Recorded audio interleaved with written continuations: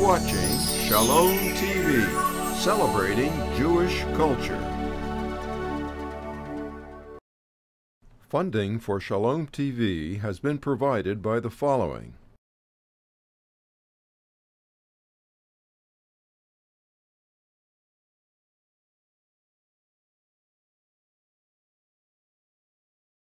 And by viewers like you.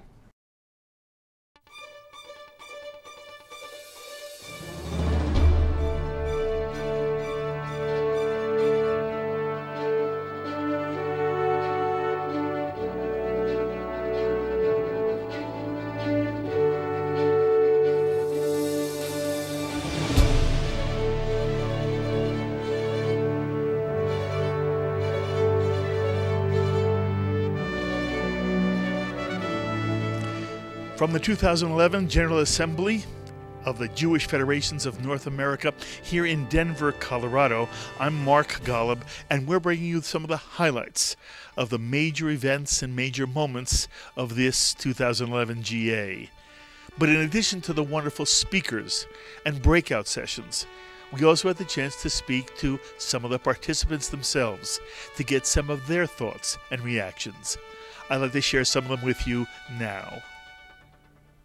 I'm with David Eliezrie, who's with Chabad in California. Where in California? In Yorba Linda, California. Orange County, just about an hour out of L.A. What do you do? Other than I have the local Chabad franchise in Yorba Linda, California, where we have all the wide array of programs, I'm also the point man for Chabad with the Jewish Federation system in the United States. Well, I just need the audience to know I've spent some nice time here with David. He's a remarkable person. I hope I get to interview him often on Shalom TV. But right now, I just want your reaction. You heard an extraordinary session here with the ambassadors from Israel and to Israel, representing the United States and Israel.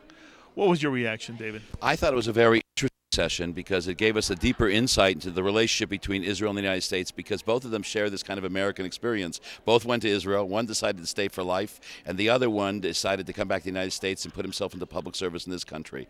And it seems to me that these two able men can really work very hard to build a stronger partnership between the United States and Israel. You said you felt there was something historic here. What? Yeah. What was historic was in Natan Sharansky's speech. The federation system has been inching towards stronger partnerships with more diverse parts of the Jewish community and a broader understanding of the unique contribution that Chabad makes into the Jewish community. And Sharansky made a public call, unrequested, and totally surprised me, that the time has come for the federation system to work in a stronger partnership with Chabad. He told the story when he was a young man in Russia. It was the Chabad Shlichim who went there underground, who built Judaism, and he saw their amazing work, and since then have really brought the renaissance of Jewish life in Russia. And he realizes that for some people here it may be a drop controversial, but the time has come to strengthen the partnership in that direction, which is something which is happening already in many American Jewish communities.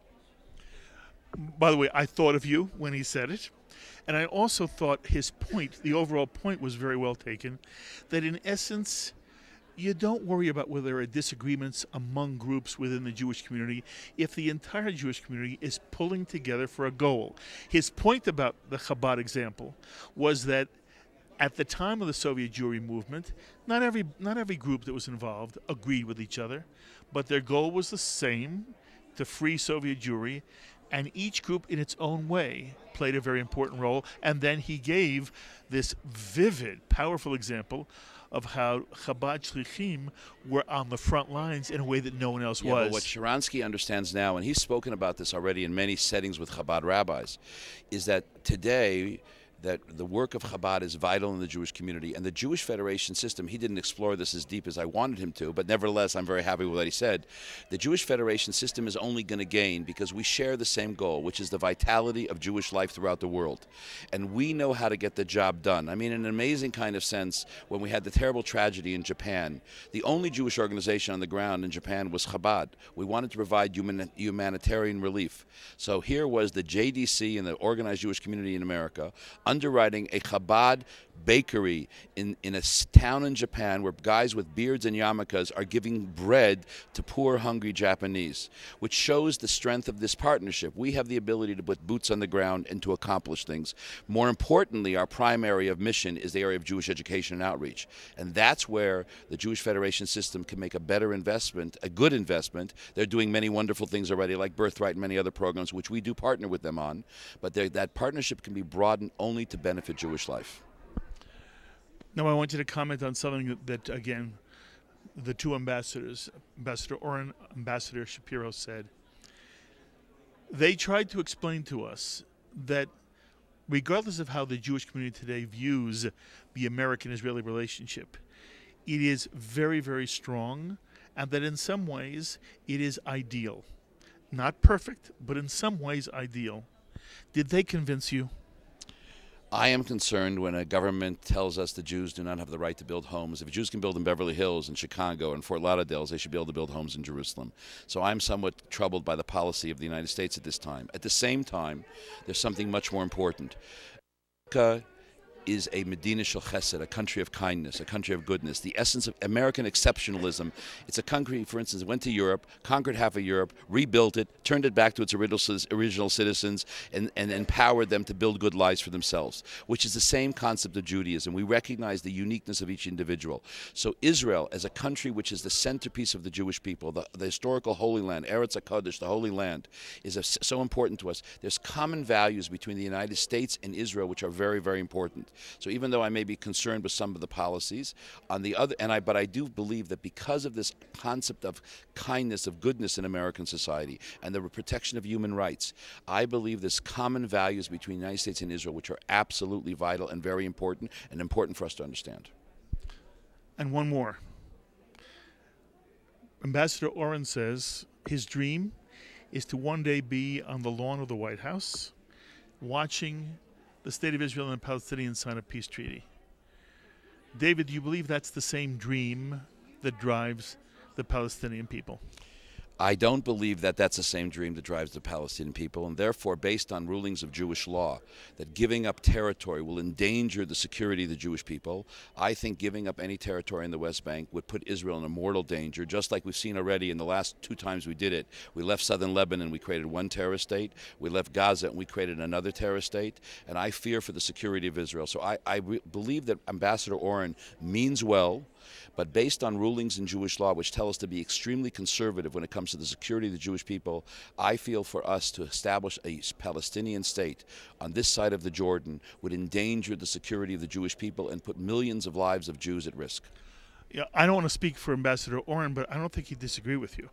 I think he only would be willing to sign a peace treaty and see Israel give up territory on the West Bank if he really believed that there would be an honest peace as a result of it. Yeah, but again, the ambassador and myself would probably disagree that I believe that according to Jewish law, those who decide if you can give up territories or not are not diplomats and not politicians, but only the military officers who are responsible for the direct security of the Jewish people.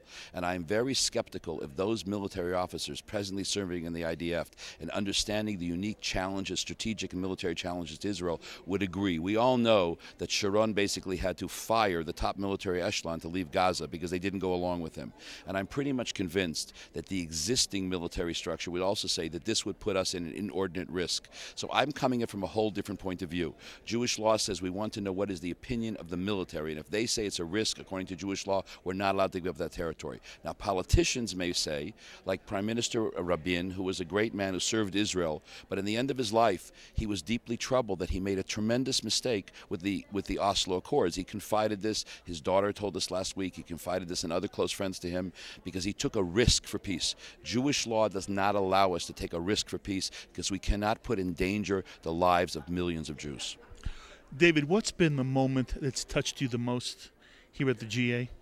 To be honest, I was touched today by these young people who went to Israel, and found their reconnection with the Jewish people, and this laid the foundation for the building of their Jewish identity. And I feel that this was a tremendous Birthright is a very important transformational program, and hopefully by doing this, and there's one other moment that I was not here for yesterday, which I think was also a very important moment.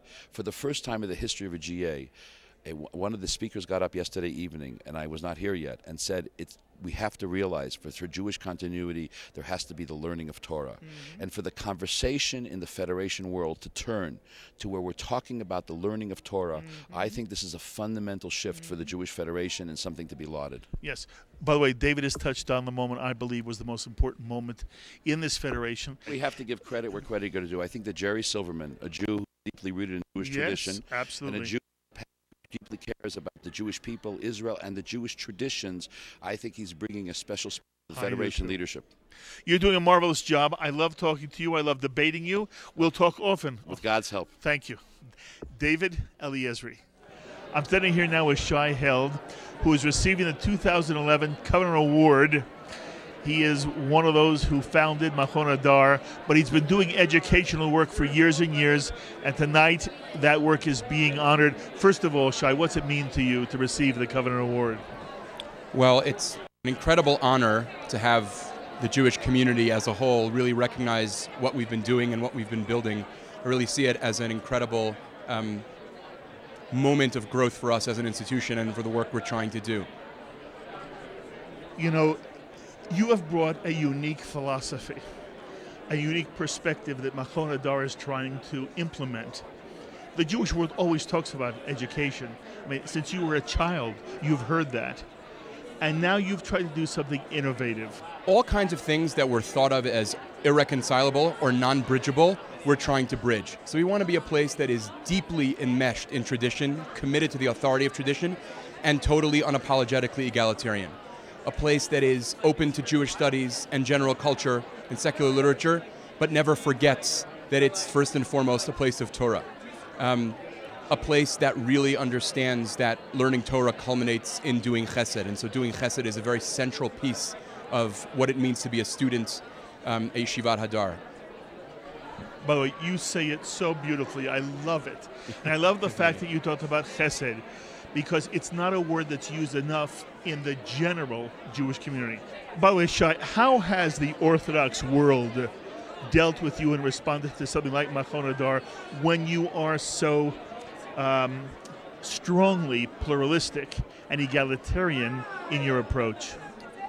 Well, you know, it's interesting. First, I would say something that surprises a lot of people is that of the students we have who affiliate denominationally, many of them don't affiliate denominationally at all, but of the students who affiliate denominationally, more identify as Orthodox than anything else, which is really striking and interesting. I would say there are outspoken supporters, there are quiet supporters, there are quiet critics, and then there are somewhat more vehement critics. There's a range out there. I think those people who are able to think expansively about the fact that we're really trying to bring Torah to a broad population actually understand what we're doing is important. Those who are more territorial, those who are more threatened by egalitarianism, they're a little more skeptical about what we're doing. This is fascinating. Could it be that some of the educational work you're doing is opening up the possibility of more egalitarian expression within the Orthodox community, let's say, the next 10 years? I think undoubtedly it is doing that. I would say a language that I use is we're not just interested in egalitarian Judaism, we're interested in egalitarianizing Judaisms. That is, communities that are in a conversation about how to have women take a broader role in teaching, a broader role in learning, and a broader role in prayer. We don't necessarily assume everyone's going to end up exactly where we are, but we're facilitating a conversation about being committed to Torah on a really deep level and understanding the moral imperative of a move towards egalitarianism. Let me ask you to comment on one more theme in the Jewish community. At one point, even as I was growing up, the whole issue of the place of women was sort of exploding and opening. And so I saw when the first woman rabbi was ordained by the Reform movement, by the Reconstructionist movement, and then I saw the conflict that went on at JTS. Would they accept women? Would they not accept women? And those who are homosexual within the Jewish community, should they be rabbis? Should they be married under a chuppah? Where do you come out on these issues today? I think we're committed to building a community that honors people where they are and that really believes that we learn not just from texts, but also from the people we encounter. I don't think we have clear halachic answers to these questions. I don't think anybody really does. I think what we have is a commitment that Torah is not a bludgeon, and Torah is about touching the most humane parts of us and speaking to the most humane parts of others. And so what we're committed to is a conversation, learning from the Torah of other people and the Torah that we inherit. And yeah. Very well said. But wait, how did you get to be you? Where did you grow up, and what kind of household did you grow up in? I grew up in a cognitive dissonance experiment.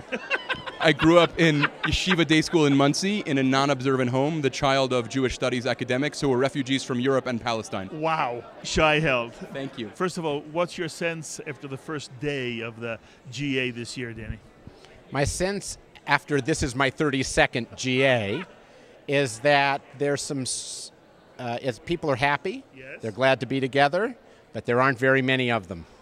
Why is that? I don't know the answer. My suspicions are that the economy isn't so good, and there's not a lot of passion at the moment in the federation system. I had the great pleasure and privilege of speaking to Anat Hoffman over the summer. And of course, she was arrested at the Western Wall, at the women's section of the Western Wall. And I understand that she did things that the Orthodox community would not approve of. But you would have no sense from Nir Barkat that there was any problem at all at the Western Wall. That disappointed me, Daniel. Well, it disappointed me too, and when he tells me that there won't be separate sidewalks for Sukkot next year, I hope the proof is in the pudding and not in the statement. And when he says that we won't allow segregated buses, which we won in a court case in the reform movement in the Supreme Court last January, I want to see the proof. I wish him only good things. I think it's probably the most complicated city in the world to run. But it's not going to get less complicated if he says it's okay to have employment situations at Intel where the room that's being employed is women only. That is not the long-term Jewish, Zionist, or necessary Israeli tradition. So what was your reaction when he talked about building in Jerusalem? And he constantly reiterated his conviction that Jerusalem must be united. And for people, and I assume, by the way, Daniel, most of the people in that room are in some way or other supportive of a two-state solution. To have the young mayor of Jerusalem take the position he took on a united Jerusalem seems to me, again, to be out of touch with what is happening in the peace process. And David Makovsky tried to give him an opportunity to be conciliatory. He wouldn't take it. I think in this particular instance, he was not speaking to the people in the room. In this particular instance, he was speaking to his domestic community and his electoral community and what he needs to stay in office. I think he could have been more nuanced about it, but he can go back and say, I held up the party line, I held up my Likud ideology, and in that case, that's who he was speaking to. The truth is, he can also say, it's not my decision, it's up to the central government. So I think in this particular instance, his politics were very well spoken for his needs, not for the needs of those as us in the room. But I'm saying something larger. And David Makovsky tried to point this out to him. We're in a peace process.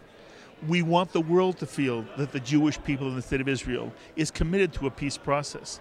I don't hear anything from the mayor of Jerusalem that would encourage me to believe that his orientation would facilitate any kind of compromise with the Arab community. So I didn't understand from the mayor of Jerusalem speaking to a sophisticated group here at the GA why he would take that position.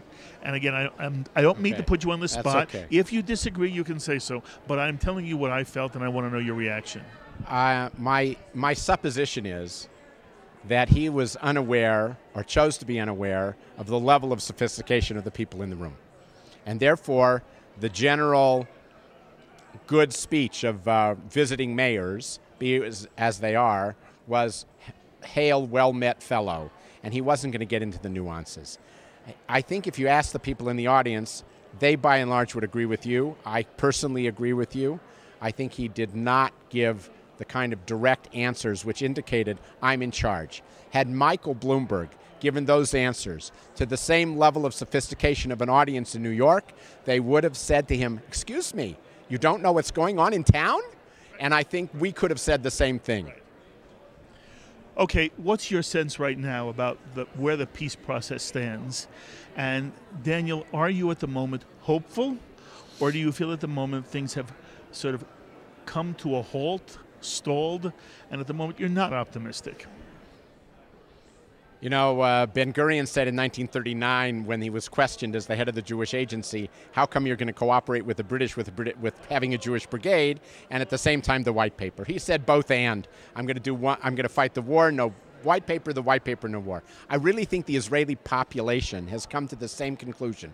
We're going to fight the social issues. That's what the Tentifada was about this summer. That's what the social movement is about. We're going to fight these issues if there's no problem with peace. And at the same time, we're going to pay attention to peace when we need to. I'm not so sure that the social issues won't be solved before there's a peace. That means you're not optimistic right now. I'm not pessimistic because so far people are generally safe. Does that mean there'll be a peace process? Abbas gave a speech in the Knesset, in the United Nations. I wish he'd come and give a speech in the Knesset. He gave a speech in the United Nations that did not acknowledge the total Jewish presence in the land of Israel, l'hatchila, from the beginning until now. We weren't present in his speech. You want to call it anti-Semitism? I call it ignorance based on his politics. He won't acknowledge that we are Jews and we have a state. So am I pessimistic? I think it depends on a lot of factors. Gilad Shalit was released because that's internal Palestinian politics as much as it was anything else. I'm not so smart to know what will happen.